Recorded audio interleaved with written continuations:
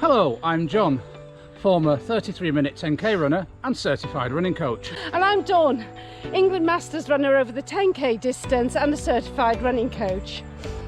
And in this video, I'm going to take you through the 4 key runs I did to go from being a 53-minute 10k runner to a 39-minute 10k runner within a year. And of course, breaking that magic sub 40 barrier in the process.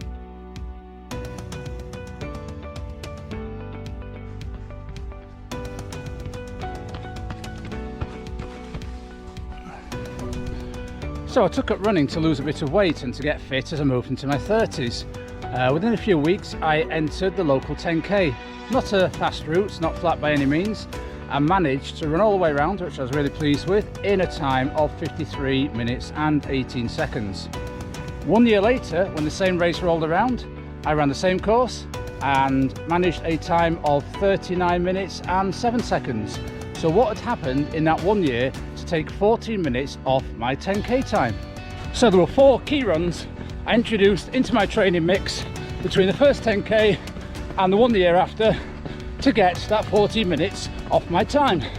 So in this video, Dawn and I are going to take you through each of those runs in turn so you can learn how to become a faster and more effective 10k runner.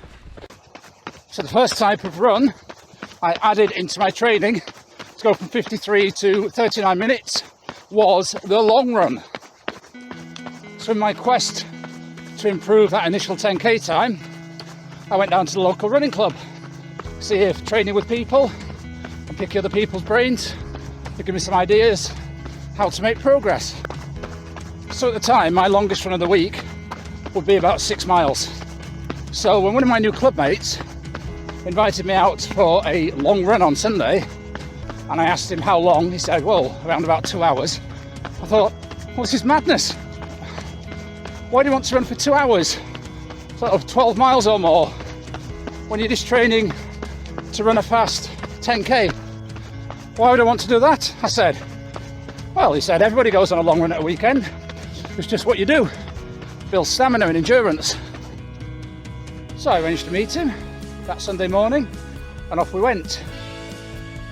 I was armed with nothing more than a cardboard carton of Ribena juice because he said he might want to bring a drink.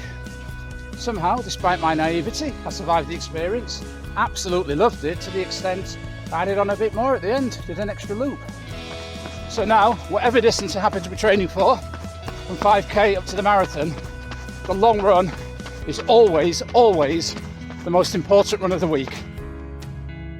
A long run pace should be comfortably sustainable for the entire run. Some people like to do their long runs by time on feet, as John does, whilst others like me prefer to set their sights on completing a particular distance. There is no right or wrong way, and over our running career we have used both methods. Sciencey bit. Your running efficiency improves as your body learns to efficiently burn fat at a low to moderate intensity. Your economy improves as you learn to run at sub-maximal heart rates. Your heart improves, resulting in a large stroke volume and lower resting heart rate. Generally, we like to do our long runs around 2 minutes per mile slower than our current 10k race pace. Although, to be honest folks, long runs back then were pretty much the same pace as a club run, just dragged out over a longer period. But it still worked. So in the months leading up to that big 10k PB, I ran a long run between 90 minutes and 2 hours pretty much every Sunday. There was lots of guesstimation going on in those days, but as a general rule, looking back, I'd say long runs were done at about 8-minute miling to 8:30 pace before running that 10k in around 6:15, 6:20 pace. So yes, about 2 minutes slower than my goal 10k time, but some parts of the long run might be a little bit faster when somebody went for a burn up. So the second type of run I introduced into my weekly training mix was something called a tempo run. Now, if you look online, you'll find all sorts of theories about how fast to run your tempo run in relation to your 10k pace, your half marathon pace, the notional pace you would hold for an hour. You might get advice on what percentage of your maximum heart rate to run it on. what percentage of your heart rate reserve, that's the difference between your resting heart rate and your maximum heart rate to run a tempo run. But back then, do you know what? We just got told to run comfortably hard. The idea being, at the end of the tempo run, you could have gone a bit further, or you could have run a bit faster, but you're glad you don't have to. So these tempo runs started at 20 minutes in duration, and gradually the coach added on each week or each fortnight an extra 5 minutes, until we got to running 40 minutes comfortably hard on a tempo run. Finding the right pace or effort can be one of the trickiest parts of tempo running. But with a little trial and error, you can come up with a pace that leaves you feeling tired but in control by the end of the run.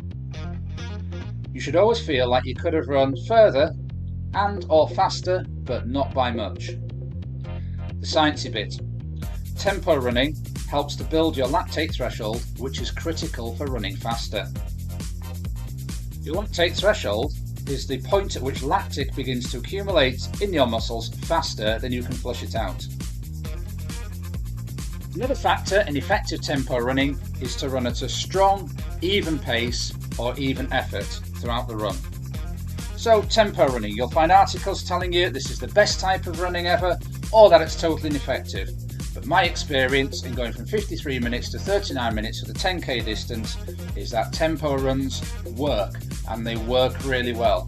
So don't shy away from them and get tempo running into your training mix.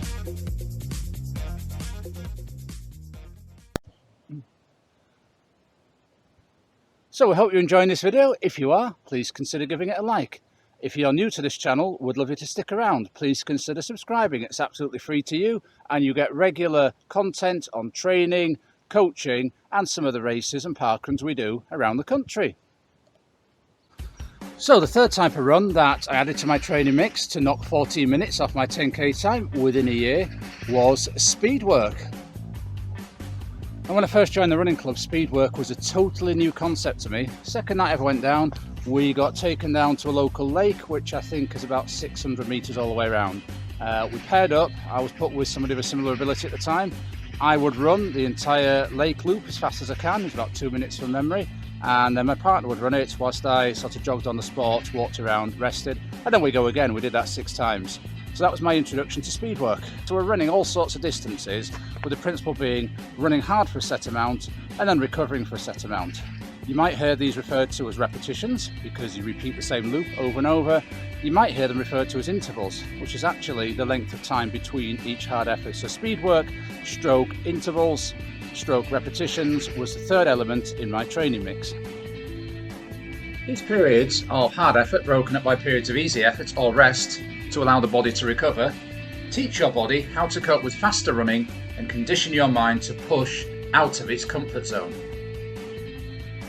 Speed sessions, such as the one I have just described, stimulated my anaerobic system to provide energy to my working muscles. They encouraged my body to create more oxygen by delivering capillaries and built my tolerance to lactic acid, enabling me to run harder for longer. Well, that's the science bit. I subsequently know now, but didn't back then. So in the build-up to that big 10k PB, I do a speed session like the one I've just described pretty much every week as part of a coached club session. And the fourth and final element that was brought into my training to knock 14 minutes off my 10k time was hill work. No, not on this. This is a Second World War tank ramp near where we live. So that hill work can be broken down into 3 distinct elements. The first one was explosive hill sprints. I've done a few videos on these. If you'd like to catch up, I'll leave links in the description below. The second type of hill work was long hill intervals, where we would find, as the name suggests, a very long hill and work up it for a minute, sometimes up to 2 minutes on particularly extensive hills. And then the third type of hill work was something called the hilly run, where we'd have a loop of about 7 miles. It would incorporate 15 hills of varying gradients and varying length, and the job was to run hard up them, to gather around at the top and jog along to the next hill.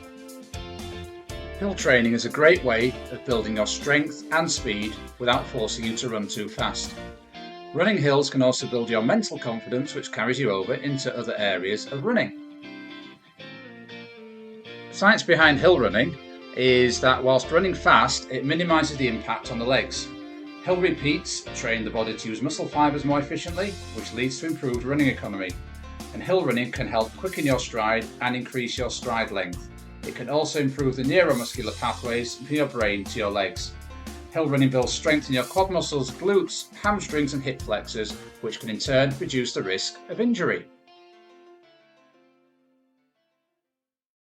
So, I hope you've enjoyed the explanation of the 4 key runs I added into my training mix to go from being a 53-minute 10k runner to a 39-minute 10k runner within just 1 year. If you have appreciated this video, please consider giving it a like. If you're new here, please subscribe for regular updates on training, coaching, racing and park runs. So until next time, Keep on keeping on. keep on keeping on.